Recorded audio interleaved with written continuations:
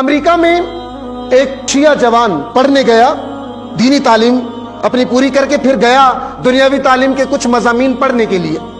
یہ کہتے ہیں کہ میں جب امریکہ میں گیا تو وہاں پہ جب درس شروع ہوا، کلاس شروع ہوئی، پہلی کلاس جب ہوئی ہماری، تو استاد نے سب سے نام پوچھا، خود مجھ سے بھی پوچھا، میں نے بتایا میرا نام مثلا حیدر عباس ہے اور میں شیعہ مسلک سے تعلق رکھتا ہوں۔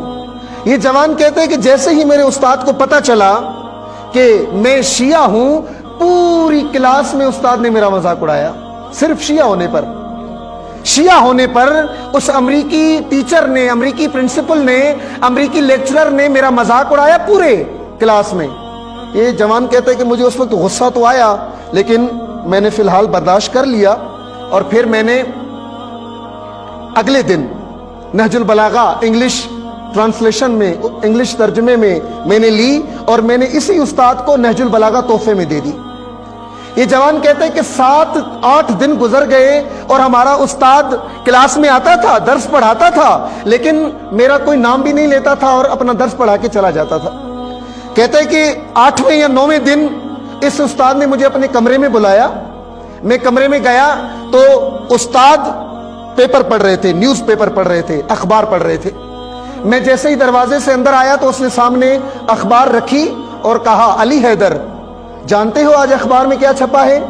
کہا جی میں نے نہیں پڑھی اخبار۔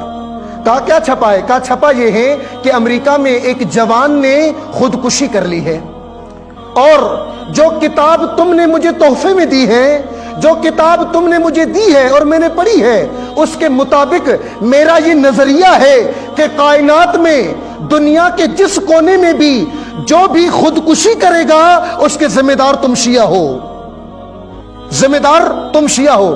تو یہ شاگرد کہتا ہے کہ جی میں سمجھا نہیں آپ کیا کہنا چاہ رہے ہیں۔ کہا اس لیے کہ علی جیسا امام تم نے اپنے پاس چھپا کے رکھا ہے، نہج البلاغہ جیسا عظیم منبع تم نے اپنی لائبریریوں میں دبا کے رکھا ہے، اپنے مدرسوں کی دیواروں میں نہج البلاغہ چھپا کے رکھا ہے، لوگوں کو نہیں بتایا۔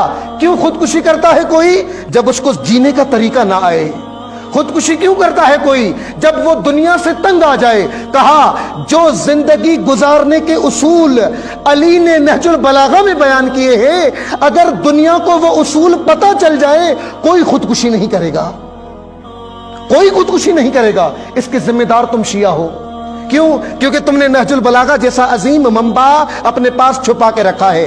بلکہ میں اس بات کو اور بڑھاؤں، کائنات میں جہاں بھی ظلم ہوگا ذمہ دار ہم شیعہ ہیں، کائنات میں جہاں پر بھی بے عدالتی ہوگی ذمہ دار ہم شیعہ ہیں، کائنات میں جہاں پر بھی کسی کی ناموس پہ حملہ ہوگا ذمہ دار ہم شیعہ ہیں۔ کیوں؟ کیونکہ ہم نے نہج البلاغہ لوگوں کو بتائی ہی نہیں بتائی۔ ہم نے علی کا تعارف کیسے کروایا؟ جشن میں کیک کاٹ کے۔ ہم نے علی کا تعارف کیسے کروایا؟ بھنگڑے ڈال کے۔ ہم نے علی کا تعارف کیسے کروایا؟ گانے کی دھنوں پہ منقبت بنا کے۔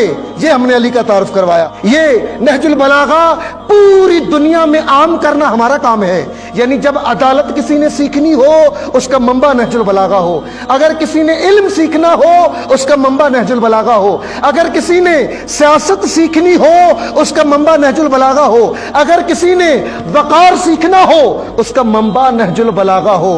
آپ کا کام ہے، شیعہ کی ذمہ داری ہے، شیعہ کی ذمہ داری ہے کہ آج علی ابن ابی طالب کی حقیقی شخصیت لوگوں کے سامنے متعارف کروائے، کہ جب عدالت بیان کرتے ہیں تو کہتے ہیں واللہ لو اعطیت اقالیم السبع بما تحت افلاقها الا ان اعصی اللہ علی نملۃ اسلبها جلب شعیرۃ ما فعلت۔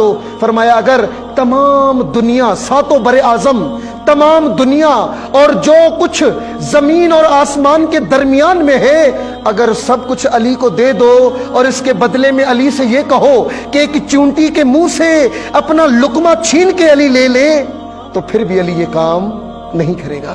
یہ عدالت ہے۔ سیاست کیا ہے علی کی؟ کہ جب انبار نامی شہر میں بسر ابن ابی ارطاط نے حملہ کیا اور حملہ کر کے یہودی عورت کے پاؤں سے پازیب چھین لی، علی نے خطبہ دیا اپنے ہی مسلمان فوج کو۔ کیا فرمایا؟ فرمایا کہ لو ان امرأ مسلما مات من هذا اسفا ما کان به ملوما بل کان عندی جدیدا. فرمایا مسلمانوں کے دور حکومت میں ایک یہودی عورت کے پاؤں سے پازیب چھین لی گئی. مسلمانوں اگر اس یہودی عورت کے پاؤں سے پازیب چھیننے کا واقعہ سن کر اگر کوئی شرم کے مارے ڈوب کے مر جائے علی تعجب نہیں کرے گا. علی تعجب نہیں کرے گا. بتاؤ علی کی عدالت, دکھاؤ علی کی عدالت, دکھاؤ علی کی سیاست, بتاؤ علی کا علم, تاکہ دنیا سمجھے کہ علی کس ہستی کا نام ہے.